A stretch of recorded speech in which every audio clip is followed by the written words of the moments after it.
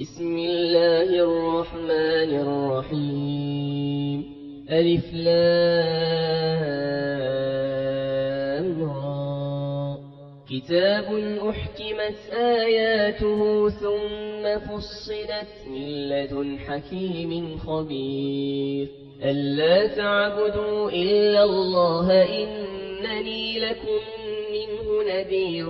وبشير. وأن استغفروا ربكم ثم توبوا إليه يمتعكم متاعا حسنا إلى أجل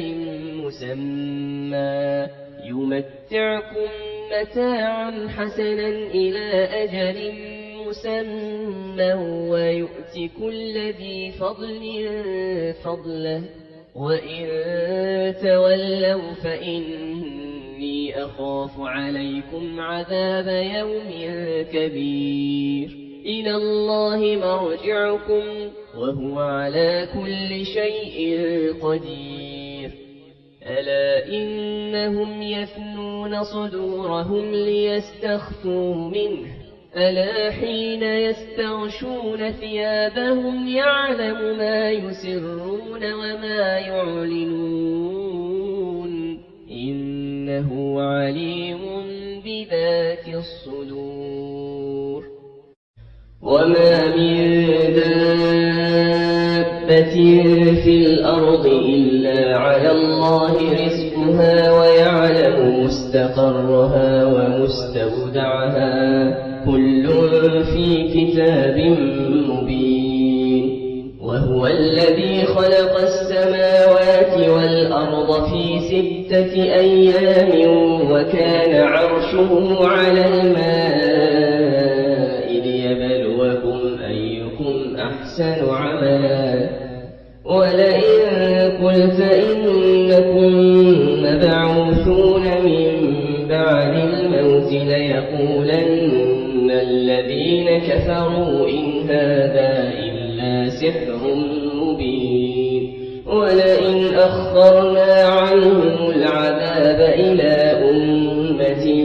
معدودة ليقولن ما يحبسه. ألا يوم يأتيهم ليس مصروفا عنهم وحاق بهم ما كانوا به يستهزئون. ولئن أذقنا الإنسان منا رحمة ثم نزعناها منه إنه ليئوس كفور. ولئن أذقناه نعماء بعد ضراء مسته ليقولن ذهب السيئات عني إنه لفرح فخور. إلا الذين صبروا وعملوا الصالحات أولئك لهم مغفرة وأجر كبير. فلعلك تارك بعض ما يوحى إليك وضائق به صدرك أن يقولوا لولا أنزل عليه كنز أو جاء معه ملك إنما أنت نذير والله على كل شيء وكيل. أم يقولون افتراه قل فأتوا ب10 سور مثله مفتريات ودعوا من استطعتم من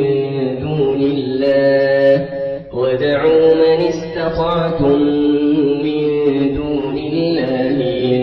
كنتم صادقين.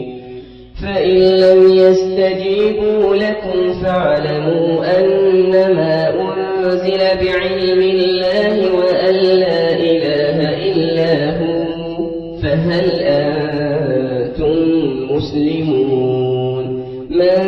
كان يريد الحياة الدنيا وزينتها نوف إليهم أعمالهم فيها وهم فيها لا يبخسون. أولئك الذين ليس لهم في الآخرة إلا النار فحبط ما صنعوا فيها وباطل ما كانوا يعملون أفمن كان على بينة من ربه ويتلوه شاهد منه ومن قبله كتاب موسى إماما ورحمة أولئك يؤمنون به ومن يكفر به من الأحزاب فالنار موعده فلا تك في مرية منه إنه الحق من ربك ولكن أكثر الناس لا يؤمنون ومن أظلم ممن افترى على الله كذبا أولئك يعرضون على ربهم ويقول الأشهاد هؤلاء الذين كذبوا على ربهم ألا لعنة الله على الظالمين الذين يصدون عن سبيل الله ويبغونها عوجا وهم بالآخرة هم كافرون أولئك لم يكونوا معجزين في الأرض وما كان لهم من دون الله من أولياء يضاعف لهم العذاب ما كانوا يستطيعون السمع وما كانوا يبصرون أولئك الذين خسروا أنفسهم وضل عنهم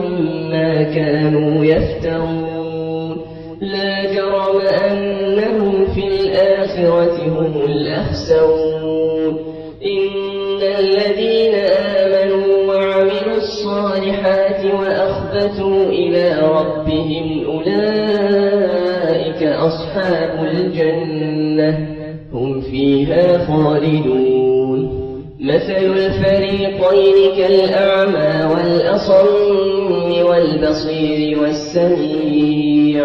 هل يستويان مثلا أفلا تذكرون ولقد أرسلنا نوحا إلى قومه إني لكم نذير مبين ألا تعبدوا إلا الله إني أخاف عليكم عذاب يوم أليم فقال الملأ الذين كفروا من قومه ما نراك إلا بشرا مثلنا وما نراك اتبعك إلا الذين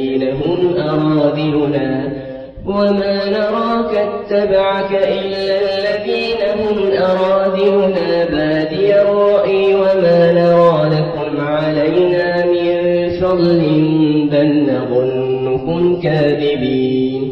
قال يا قوم أرأيتم إن كنت على بينة من ربي وآتاني رحمة من عنده فعميت عليكم أنلزمكموها وأنتم لها كارهون ويا قوم لا أسألكم عليه مالا إن أجري إلا على الله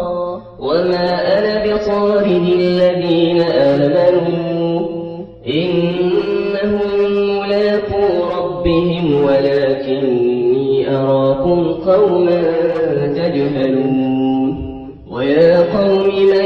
ينصرني من الله إن طردتهم أفلا تذكرون ولا أقول لكم عندي خزائن الله ولا أعلم الغيب ولا أقول إني ملك ولا أقول للذين تزدري أعينكم لن يؤتيهم الله خيرا الله أعلم بما في أنفسهم إني إذا لمن الظالمين قالوا يا نوح قد جادلتنا فأكثرت جدالنا فأتنا بما تعدنا إن كنت من الصادقين قال قال إنما يأتيكم به الله إن شاء وما أنتم بمعجزين ولا ينفعكم نصحي إن أردت أن أنصح لكم إن كان الله يريد أن يغويكم هو ربكم وإليه ترجعون أم يقولون افتراه قل إن افتريته فعلي إجرامي وأنا بريء مما تجرمون وأوحي إلى نوح أنه لن يؤمن من قومك إلا من قد آمن فلا تبتئس بما كانوا يفعلون واصنع الفلك بأعيننا ووحينا ولا تخاطبني في الذين ظلموا إنهم مغرقون ويصنع الفلك وكلما مر عليه ملأ من قومه سخروا منه قال إن تسخروا منا فإنا نسخر منكم كما تسخرون فسوف تعلمون من يأتيه عذاب يخزيه ويحل عليه عذاب مقيم حتى إذا جاء أمرنا وفارت النور قل نحمل فيها من كل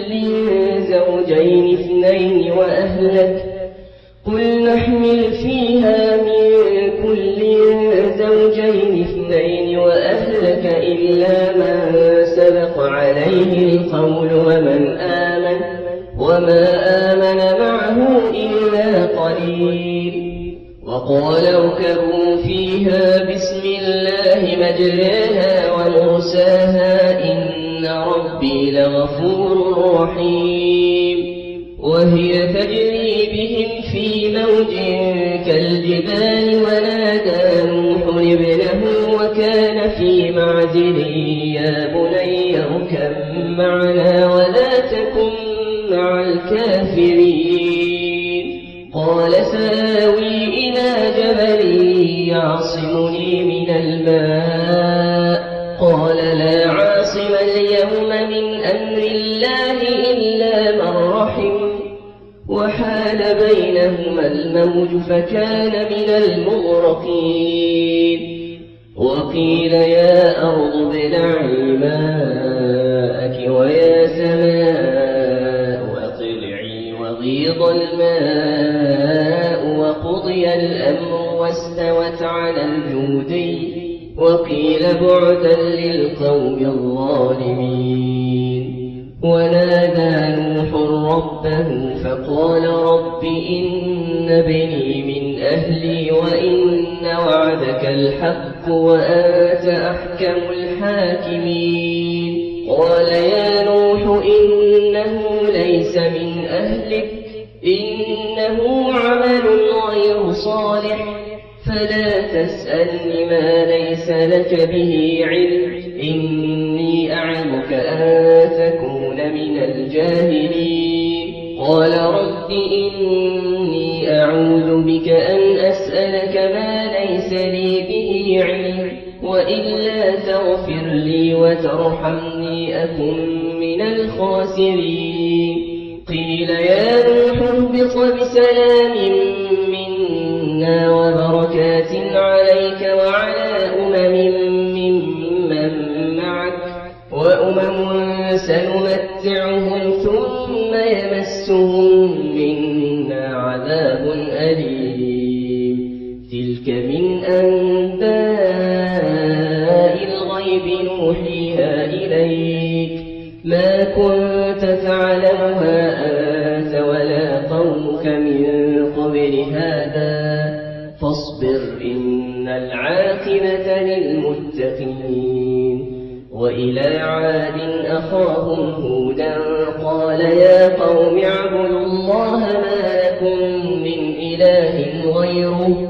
إن أنتم إلا مفترون يا قوم لا أسألكم عليه أجرا إن أجري إلا على الذي فطرني أفلا تعقلون ويا قوم استغفروا ربكم ثم توبوا إليه يرسل السماء عليكم مدرارا ويزدكم قوة إلى قوتكم ولا تتولوا مجرمين قالوا يا هود ما جئتنا ببينة وما نحن بتاركي آلهتنا عن قولك وما نحن لك بمؤمنين إن نقول إلا اعتراك بعض آلهتنا بسوء قال إني أشهد الله واشهدوا أني بريء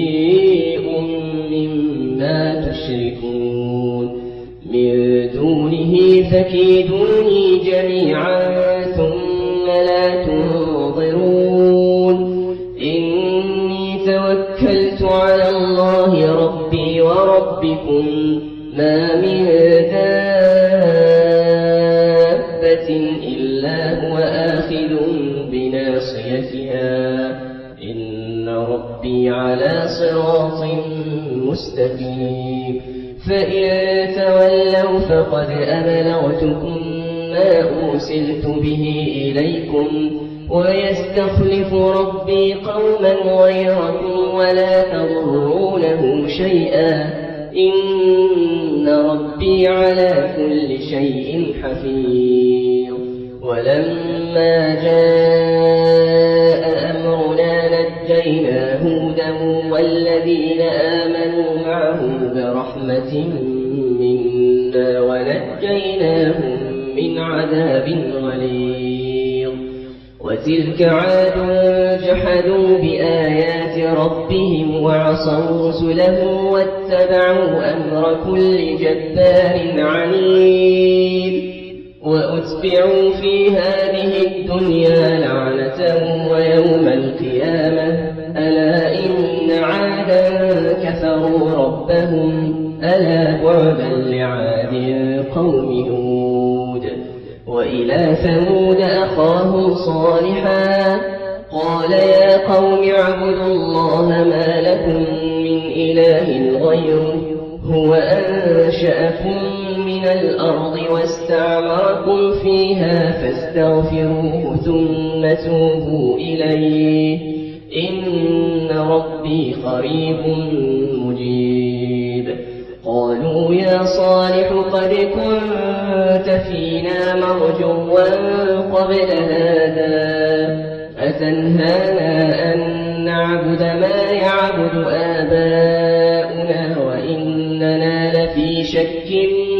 مما تدعونا إليه مريب قال يا قوم أرأيتم إن كنت على بينة من ربي وآتاني منه رحمة فمن ينصرني من الله إن عصيته فما تزيدونني غير تخسير ويا قوم هذه ناقة الله لكم آية فذروها تأكل في أرض الله ولا تمسوها بسوء فيأخذكم عذاب قريب فعقروها فقال تمتعوا في داركم 3 أيام ذلك وعد غير مكذوب فلما جاء أمرنا نجينا صالحا والذين آمنوا معه برحمة منا ومن خزي يومئذ إن ربك هو القوي العزيز وأخذ الذين ظلموا الصيحة فأصبحوا في ديارهم جاثمين كأن لم يغنوا فيها ألا إن ثمود كفروا ربهم ألا بعدا لثمود ولقد جاءت رسلنا إبراهيم بالبشرى قالوا سلاما قال سلام فما لبث أن جاء بعجل حنيذ فلما رأى أيديهم لا تصل إليه نكرهم وأوجس منهم خيفة قالوا لا تخف إنا أرسلنا إلى قوم لوط وامرأته قائمة فضحكت فبشرناها بإسحاق ومن وراء إسحاق يعقوب قالت يا ويلتى أألد وأنا عجوز وهذا بعلي شيخا إن هذا لشيء عجيب قالوا أتعجبين من أمر الله رحمة الله وبركاته عليكم أهل البيت إنه حميد مجيد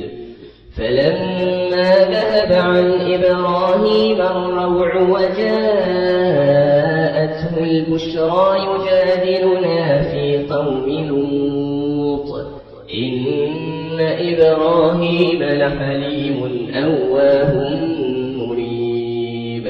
يا إبراهيم أعرض عن هذا إنه قد جاء أمر ربك وإنهم آتيهم عذاب غير مردود ولما جاءت رسلنا لوطا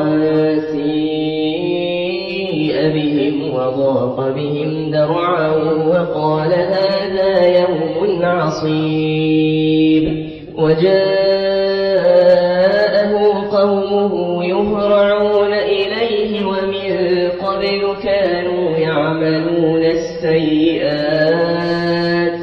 قال يا قوم هؤلاء بناتي هن أطهر لكم فاتقوا الله ولا تخزون في ضيفي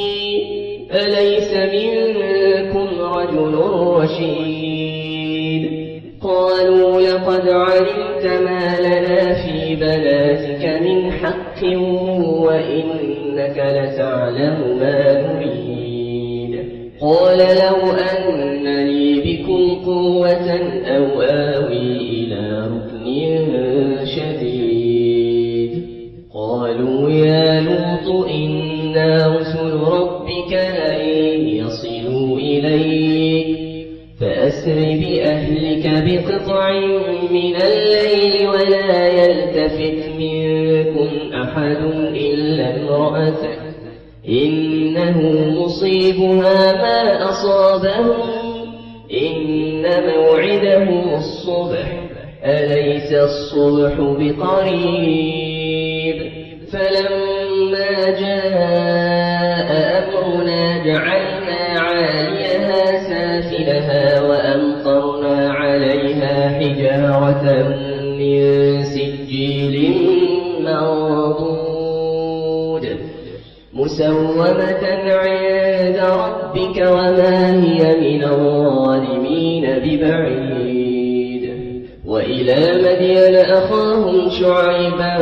قال يا قوم اعبدوا الله ما لكم من إله غيره ولا تنقصوا المكيال والميزان إني أراكم بخير وإني أخاف عليكم عذاب يوم محيط ويا قوم أوفوا المكيال والميزان بالقسط ولا تبخسوا الناس أشياءهم ولا تعثوا في الأرض مفسدين بقية الله خير لكم إن كنتم مؤمنين وما أنا عليكم بحفيظ قالوا يا شعيب أصلاتك تأمرك أن نترك ما يعبد آباؤنا أو أن نفعل في أموالنا ما نشاء إنك لأنت الحليم الرشيد قال يا قوم أرأيتم إن كنت كنت على بينة من ربي ورزقني منه رزقا حسنا وما أريد أن أخالفكم إلى ما أنهاكم عنه إن أريد إلا الإصلاح ما استطعت وما توفيقي إلا بالله عليه توكلت وإليه أنيب ويا قوم لا يجرمنكم شقاقي أن يصيبكم مثل ما أصاب قوم نوح أو قوم هود أو قوم صالح وما قوم لوط منكم ببعيد واستغفروا ربكم ثم توبوا إليه إن ربي رحيم ودود قالوا يا شعيب ما نفقه كثيرا مما تقول وإنا لنراك فينا ضعيفا ولولا رهطك لرجمناك وما أنت علينا بعزيز قال يا قوم أرهطي أعز عليكم من الله واتخذتموه وراءكم ظهريا إن ربي بما تعملون محيط ويا قوم اعملوا على مكانتكم إني عامل سوف تعلمون من يأتيه عذاب يخزيه ومن هو كاذب وارتقبوا إني معكم رقيب ولما جاء أمرنا نجينا شعيبا والذين آمنوا معه برحمة منا وأخذت الذين ظلموا الصيحة فأصبحوا في ديارهم جاثمين كأن لم يغنوا فيها فلا بعدا لمدين كما بعدت ثمود ولقد أرسلنا موسى بآياتنا وسلطان مبين إلى فرعون وملئه فاتبعوا أمر فرعون وما أمر فرعون برشيد يقدوا قومه يوم القيامة فأوردهم النار وبئس الورد المورود وأتبعوا في هذه لعنة ويوم القيامة بئس الرفد المرفود ذلك من أنباء القرى نقصه عليك منها قائم وحصيد وما ظلمناهم ولكن ظلموا أنفسهم فما أغنت عنهم آلهتهم التي يدعون من دون الله من شيء لما جاء أمر ربك وما زادوهم غير تتبيب وكذلك أخذ ربك إذا أخذ القرى وهي ظالمة إن أخذه أليم شديد إن في ذلك لآية لمن خاف عذاب الآخرة ذلك يوم مجموع له الناس وذلك يوم مشهود وما نؤخره إلا لأجل معدود يوم يأتي لا تكلم نفس إلا بإذنه فمنهم شقي وسعيد فأما الذين شكوا ففي النار لهم فيها زفير وشهيق خالدين فيها ما دامت السماوات والأرض إلا ما شاء ربك إن ربك فعال لما يريد وأما الذين سعدوا ففي الجنة خالدين فيها ما دامت السماوات والأرض إلا ما شاء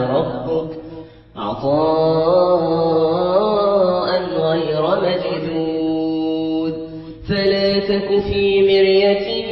مما يعبد هؤلاء ما يعبدون إلا كما يعبد آباؤهم من قبل وإنا لموفوهم نصيبهم غير منقوص ولقد آتينا موسى الكتاب فاختلف فيه ولولا كلمة سبقت من ربك لقضي بينهم وإنهم لفي شك منه مريب وإن كلا لما ليوفينهم ربك أعمالهم إنه بما يعملون خبير فاستقم كما أمرت ومن تاب معك ولا تطغوا إنه بما تعملون بصير ولا تركنوا إلى الذين ظلموا فتمسكوا النار وما لكم من دون الله من أولياء ثم لا تنصرون وأقم الصلاة طرفي النهار وزلفا من الليل إن الحسنات يذهبن السيئات ذلك ذكرى للذاكرين واصبر فإن الله لا يضيع أجر المحسنين فلولا كان من القرون من قبلكم أولو بقية ينهون عن الفساد في الأرض إلا قليلا ممن أنجينا منهم واتبع الذين ظلموا ما أترفوا فيه وكانوا مجرمين وما كان ربك ليهلك القرى بظلم وأهلها مصلحون ولو شاء ربك لجعل الناس أمة واحدة ولا يزالون مختلفين إلا من رحم ربك ولذلك خلقهم وتمت كلمة ربك لأملأن جهنم من الجنة والناس أجمعين وكلا نقص عليك من أنباء الرسل ما نثبت به فؤادك وجاءك في هذه الحق وموعظة وذكرى للمؤمنين وقل للذين لا يؤمنون اعملوا على مكانتكم إنا عاملون وانتظروا إنا منتظرون ولله غيب السماوات والأرض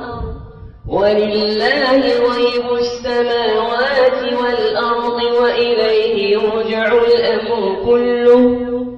ولله غيب السماوات والأرض وإليه يرجع الأمر كله